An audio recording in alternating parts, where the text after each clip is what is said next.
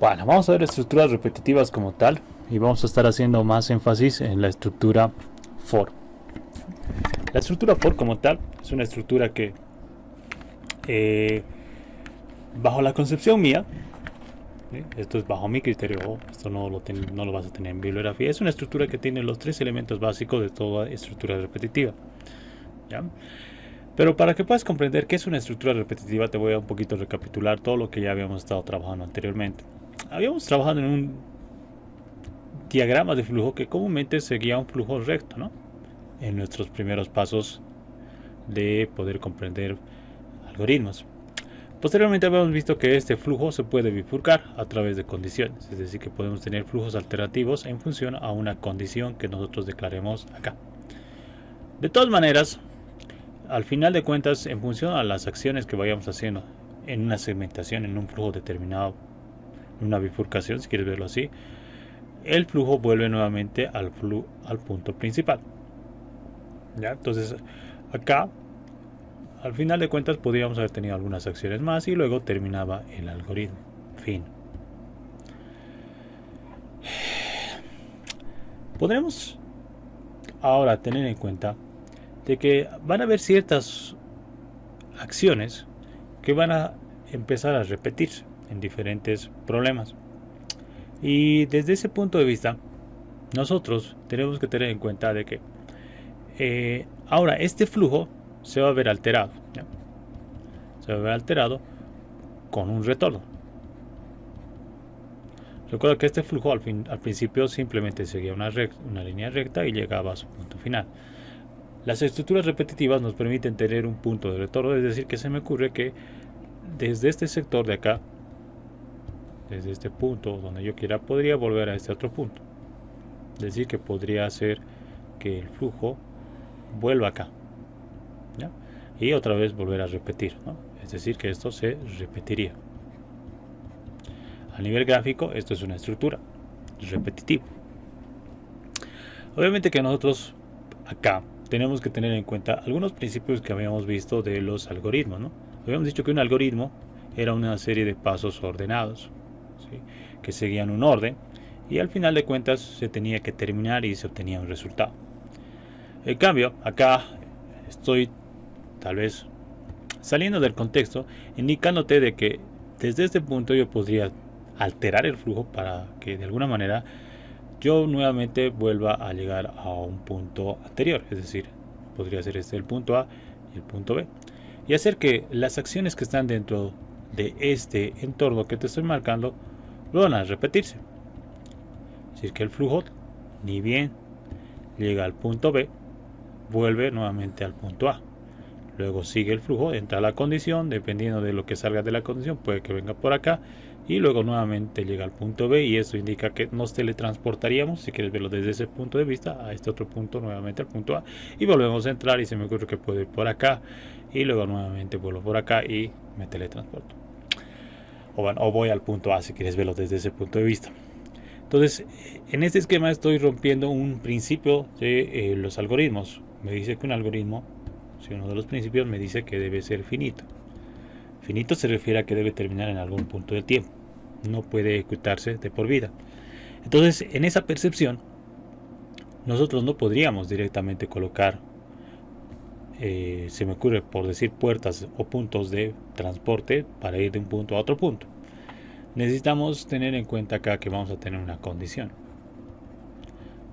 Es decir, que en función a una condición que vamos a estar, yo que sé, introduciéndola tal vez en el punto A o tal vez en el punto B, nosotros vamos a poder controlar que el flujo vuelva al punto A o desde el punto B vuelva al punto A, desde el punto A vaya al punto B, no sé. Entonces, esta condición nos va a permitir ponerle un límite de repetición a todo lo que está encerrado acá. Entonces, las estructuras repetitivas, como dice su nombre, repiten acciones. Pero para poder repetir las acciones que son comunes en un algoritmo, nosotros tenemos que tener un criterio. Ese criterio comúnmente está asociado a una condición. En pocas palabras, tendríamos una condición de parada, si quieres verlo así. Ahora,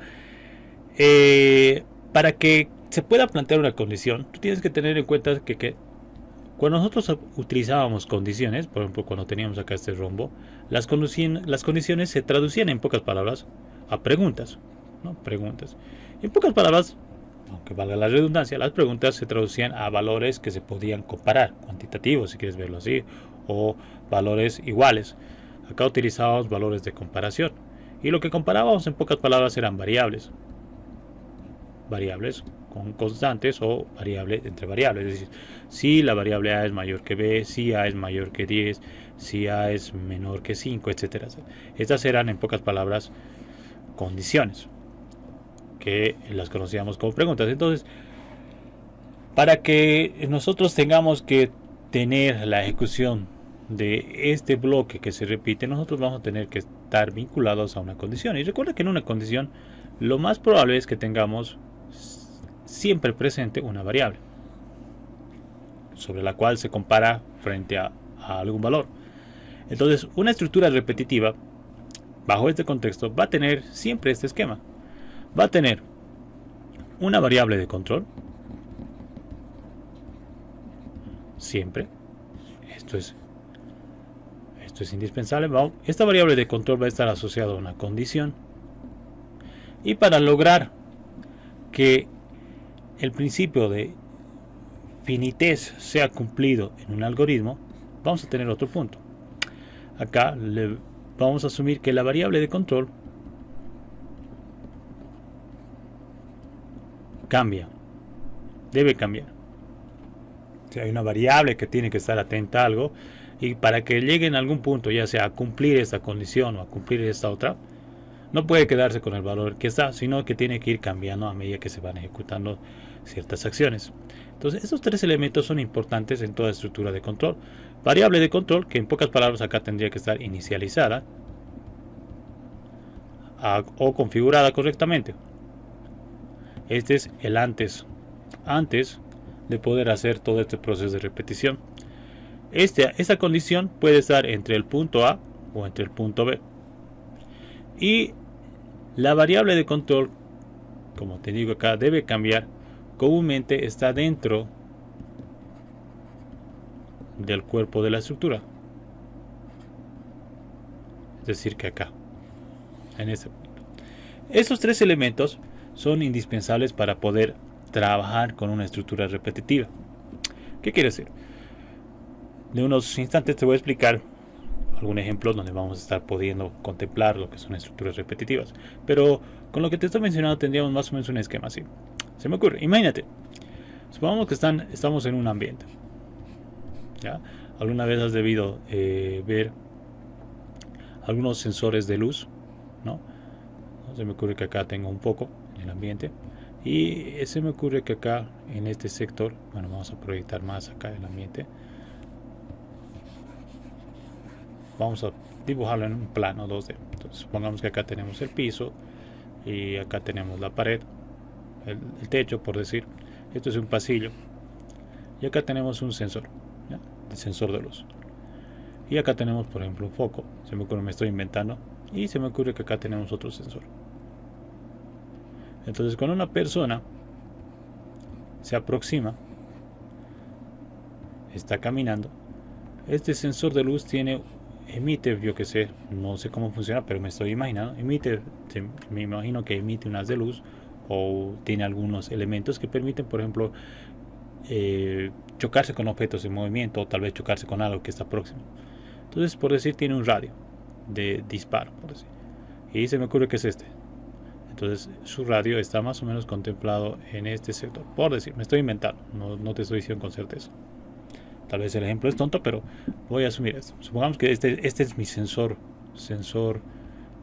Molina, marca registrada. ¿Ya? Trabaja de esta forma. Y lo que hace es de que si hay un objeto con el que atraviese, ¿sí? Entonces, por decir, este personaje se va a mover y alcanza a ser detectado por este haz de luz, inmediatamente nuestro foquito se prende.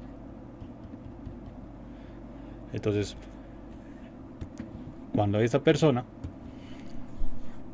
se sigue manteniéndose en este sector y por si llega por acá y llega acá, Entonces automáticamente el foquito se apaga. Entonces, para que este sensor trabaje correctamente, necesita ser configurado. Necesito configurarlo. Se me ocurre que quiero que a 1 metro del foco, cuando detecte a una persona, el foco se prenda. ¿Ya? Entonces, sí, y acá, por decir, este sensor va a controlar el encendido del foco durante 2 minutos, por decir. Se me ocurre. Entonces, lo que hace es lo siguiente. Este sensor manda un haz de luz y calcula una distancia. Si acá detecta algo, ¿sí? Entonces automáticamente prende el foco. Estoy asumiendo que este sería el criterio. Entonces este sensor constantemente está repitiendo acciones, está preguntándose: mando haz de luz, primera acción. Si en este haz de luz detecta una persona, prende el foco, ¿sí? Pasa nuevamente un lapso de tiempo y vuelve a mandar. Mando a esta distancia, hay una persona, no sé, sí, no. Si hay una persona se prende, si no, no pasa nada. Pasa nuevamente un instante y vuelve a mandar. Hay una persona ahí, si no, si se prende, si hay, se prende, si no, no pasa. Entonces esto constantemente se está ejecutando. Constantemente está ejecutando estas acciones de preguntar y está obviamente conectado a una fuente de energía para poder hacer estas preguntas. Entonces está repitiendo las acciones de lanzar el haz de luz y preguntar, lanzar el haz de luz y preguntar. En el caso de que la respuesta a la pregunta sea afirmativa, prende el foco. Si no, no pasa nada. Entonces, si te das cuenta, este sensor está configurado para poder hacer este trabajo, pero para ello necesita una variable, ¿no?, de configuración, es decir, esta de una distancia de alcance máximo que puede tener el sensor. Mientras que haya un objeto que no supere esta distancia o que no choque con esta distancia, el foco está apagado. Si no, el foco se prende. Entonces, ahí, si te das cuenta, se puede ver una estructura repetitiva donde se está ejecutando constantemente. Un sensor constantemente está probando, está haciendo pruebas, probar si hay alguien, primera instrucción. Si hay alguien, si la distancia, es decir, acá estaríamos probando si hay alguien con esta distancia. Si la distancia de choque a un elemento es mayor que 10, entonces no está próximo. Y si es menor que 10, quiere decir que hay alguien que se ha movido y está próximo. Entonces acá, si te das cuenta, hay una variable que está haciendo ese proceso de controlar, esta D, por decir, la distancia de choque. Y si esta variable se va reduciendo, por decir, lanza, ¿no? A ver, voy a detectar, imagina que tienes, este sería su radio, por decir, está lanzando, se me ocurre. Entonces acá lanzo, acá no hay nada, la distancia sigue siendo 10 porque hasta ahí es mi alcance. Por si lanzo ahí no hay nada, 10, lanzo acá no hay nada, 10, lanzo acá sigue siendo 10, lanzo acá es 7 porque he detectado un objeto.